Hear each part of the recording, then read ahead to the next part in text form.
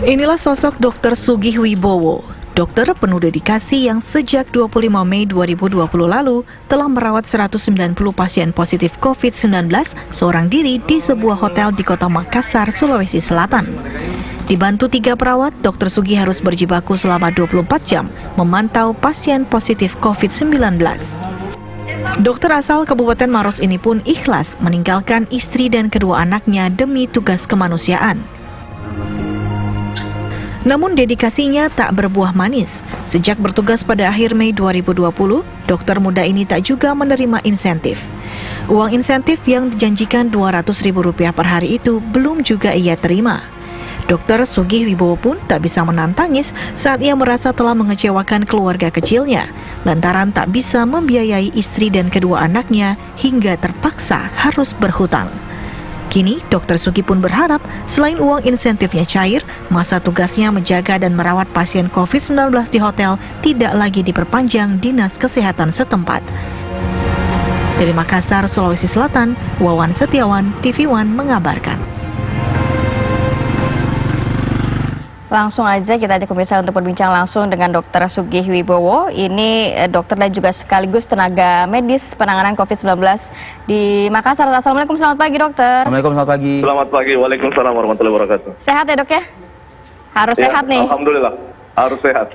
Dok, kita mendengarkan tadi sedikit informasi mengenai dokter sudah menangani 190 pasien. Saat ini kondisinya bagaimana sih? Apakah benar-benar insentif yang harusnya diberikan untuk dokter ini nggak keluar sama sekali atau gimana dok? Alhamdulillah, kalau masalah insentif, alhamdulillah semalam saya sudah terima. Alhamdulillah. Alhamdulillah. Saya mengucapkan terima kasih banyak kepada Bapak Bupati Kabupaten Maros, Pak Sekda dan Ibu Kepala Dinas Kesehatan Kabupaten Maros. Alhamdulillah cepat direspon dan alhamdulillah tadi malam saya sudah terima. Alhamdulillah sekali. Jadi sempat ada kekosongan berapa hari tuh dok? Begini, ternyata memang kalau masalah insentif ini mas, memang harus digodok baik-baik oleh pemerintah. Jadi memang harus sabar gitu. Jadi istilahnya kan tujuan saya memang pertama di sini bukan karena insentif itu mas. Saya memang mengikhlaskan, istilahnya ya, saya terpanggil kan ya sini, dok ya. Saya datang ke sini itu istilahnya menjadi sukarela, bukan itu yang pertama saya incar. Saya nggak pernah mau mengincar yang namanya insentif, uang harian apa dan segala macam. Betul-betul sukarela. Sukarela dalam artian saya mau mendedikasikan ilmu dan tenaga saya untuk kemanusiaan seperti itu. Tapi tetap kebutuhan juga keluarga harus dipenuhi begitu ya dok ya? Ibarat kata gitu. Kalau saya pribadi mbak ya, nggak ada masalah. Yang jadi masalah itu ya istri di rumah kalau menelpon pasti nanya, adakah? Seperti itu. Istilahnya kan istri kan berpikir kan suami saya bekerja, pasti ada dong penghasilannya, ada dong uang keringatnya. Masa sih suami saya bekerja nggak ada penghargaannya sama sekali. Tapi kalau saya pribadi sih alhamdulillah mas, bukan itu yang saya incar. Ya dokter Sugih, ini saya tertarik untuk yang soal sudah cairnya ini. Jadi saya kepo lah ibaratnya gitu kan. Itu sudah cair full atau dicicil atau seperti apa dok? Alhamdulillah sudah cair full dalam artian alhamdulillah sesuai dengan peraturan yang ditetapkan oleh Presiden kita Pak Jokowi. Ya, sesuai dengan standar yang Pak Jokowi terapkan, alhamdulillah itu sudah full. Alhamdulillah sekali. Dokter Sugih, tadi di dalam naskah ada penjelasan bahwa sampai ada berhutang ya, karena memang kan belum ada dana yang memang bisa diberikan kepada keluarga. Keberatan nggak sih kalau misalnya ngutang kemana sih dok gitu ibaratnya dok? Sebenarnya begini, lebih tepatnya bukan utang sih, lebih tepatnya bantuan dari teman-teman, karena terus terang pinjaman gitu ya. Teman-teman itu memberikan apa ya istilahnya, bukan pinjaman sih, membantu gitu. Bro, pakai aja nih bro, seperti itu. Banyak sih alhamdulillah, banyak teman-teman saya, teman-teman sejawat saya yang istilahnya lebih lah dari saya, istilahnya banyak membantu. Jadi sehingga itu yang dapat membantu saya di rumah, istilahnya bisa lah untuk anak dan istri saya di rumah seperti itu mas. Dokter Sugih, jadi memang ini dokter saja yang sudah dapat atau juga berikut perawat-perawat yang ada di sana? Iya. Sudah semuanya dapat? Sudah semua perawat-perawat yang bersama saya 4 orang di sini. Jadi saya di sini mas saya jelaskan, saya sendiri dokter di sini dengan bersama 4 perawat, 1 driver dan 14 relawan. Di sini kita bekerja sama satu tim, tapi tim medis itu kita 1 dokter, 4 perawat. Saat ini 201 peserta. 201 peserta dengan OTG, orang tanpa gejala, dengan swab positif. 201 pasien maksudnya dok? Iya, pasien. Bukan pasien, peserta. Kita sebut peserta karena dia OTG. Oke. Karena dia OTG, Mbak. Dia orang tanpa gejala dengan COVID-19. Seperti itu, Mbak. Dia OTG, bukan PDP, bukan pasien, Mbak. Dia OTG, orang tanpa gejala. Jadi nggak ada gejalanya sama sekali. Segar bugar aja lah tuh ya orang-orang itu semua berarti ya? Kenapa, Mas? Ya artinya sehat, segar bugar lah begitu ya bisa dikatakan. Sehat seperti orang biasa, cuma dia terpapar oleh COVID. Sehat istilahnya kayak kita ini nggak ada apa? Nggak ada anu sama sekali, cuma kadang selama dia masuk di sini dengan OTG itu tadi tingkat stres yang tinggi, ya gejala-gejalanya kan hampir sama dengan influenza, kayak batuk, flu, demam, sakit kepala. Nah, itu yang saya tangani di sini, termasuk penanganan emergensi dalam artian kadang di sini peserta ada yang pendarahan, ada bahkan yang sempat berusaha bunuh diri seperti itu. Masya Allah. Nah, ini yang karena tingkat stres mungkin karena depresi ya, terlalu lama diisolasi, sehingga ini yang membuat kejiwaannya terganggu sampai mau berusaha bunuh diri. Inilah tugas saya di sini. Oke. Bersama tim medis. Dokter Sugi udah berapa lama ada di situ, Dok? Ini sudah masuk minggu ke-6. Sudah masuk minggu ke-6. Dari tanggal 25 Mei itu hari kedua Lebaran sampai sekarang. Tapi alhamdulillah saya sudah dapat kabar baik lagi. Untuk tanggal 5 besok itu sudah ada pengganti saya. Alhamdulillah. Karena tadi kalau Dokter Sugi mengatakan kayaknya nggak ideal ya dengan 200 sekian orang, dokternya hanya 1, perawat 3 ya Dok ya, sisanya relawan kan? Inilah yang perlu saya luruskan lagi. Kebetulan waktu saya mendaftarkan diri menjadi relawan di sini tempat rekreasi ini, saya pikir ada dokter lain. Ternyata saya sendiri. Ternyata saya baru tahu, ternyata dokter-dokter lain juga lagi sibuk mengurus COVID di daerah saya di Kabupaten Maros. Seperti itu, Mas. Baru selain itu juga sekarang nakes-nakes ini lagi banyak yang tumbang, Mas. Dokter, perawat, bidan itu banyak yang terpapar juga. Kenapa itu, Dok? Termasuk jadi peserta di sini. Kenapa, Dok? Dokter? Iya, siap. Ya, kenapa kok juga tumbang, maksudnya kenapa bisa terjadi seperti itu? Apakah memang tidak ada shifting atau mungkin rolling atau apa begitu?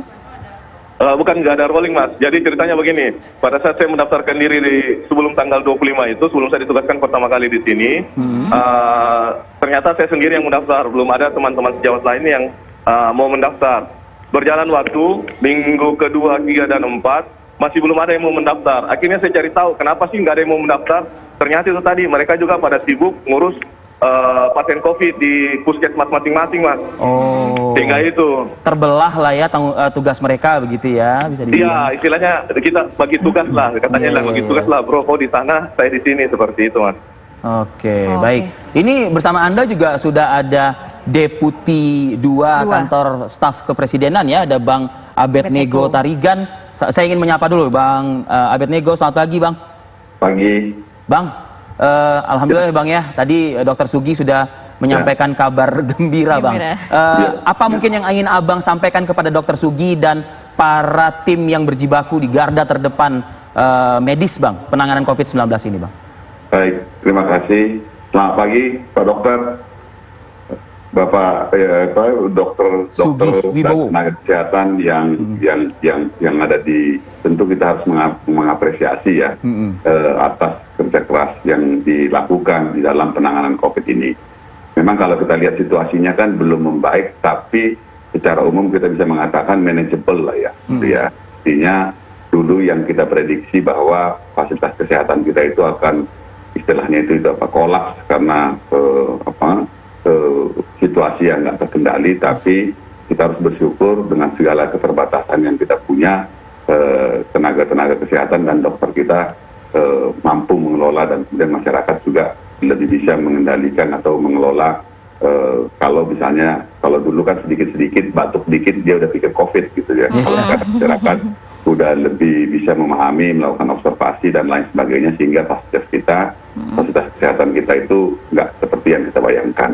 Nah, tadi tertarik yang disampaikan oleh Pak Dokter, memang di dalam proses insentif ini kami ditugaskan oleh Pak Kepala Staf memang untuk memberikan atensi, artinya segala bentuk problem-problem di lapangan itu memang kita lagi banyak mencatat ini, gitu, lagi banyak mendalami, dan kemudian juga kami sudah beberapa kali untuk melakukan pendalaman terkait dengan kebijakan-kebijakan yang ada.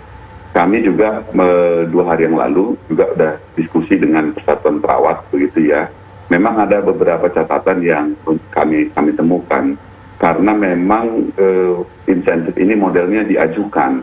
Nah, ketika diajukan maka proses dari bawah itu menjadi sangat penting. Makanya senang sekali tadi mendengar bahwa Pak Bupati gitu ya itu memberikan perhatian, karena memang kita harus ingat yang menentukan seorang dokter atau tenaga kesehatan lainnya yang terlibat di dalam penanganan COVID adalah kepala pelayanan di fasilitas kesehatan itu, baik rumah sakit ataupun di puskesmas.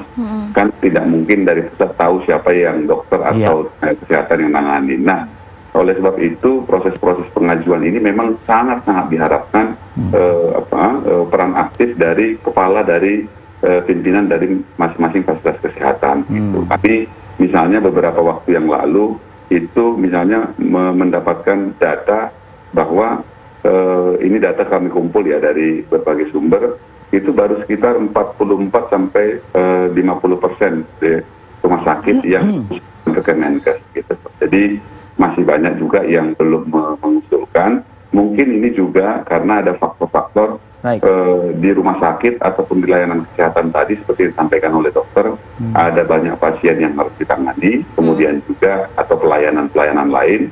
Kemudian juga yang kedua, ada juga banyak administrasi yang harus ditangani oleh fasilitas kesehatan tersebut. Misalnya kan di administrasi yang berurusan sama pusat kan bukan hanya terkait dengan insentif ini, tetapi juga misalnya klaim untuk pembayaran pasien yang COVID kan juga ditanggung oleh negara. Nah, ini kan proses verifikasi dan lain sebagainya. Jadi memang kita juga harus bisa melihat tentang beban administrasi yang ada di fasilitas-fasilitas layanan kesehatan kita. Gitu.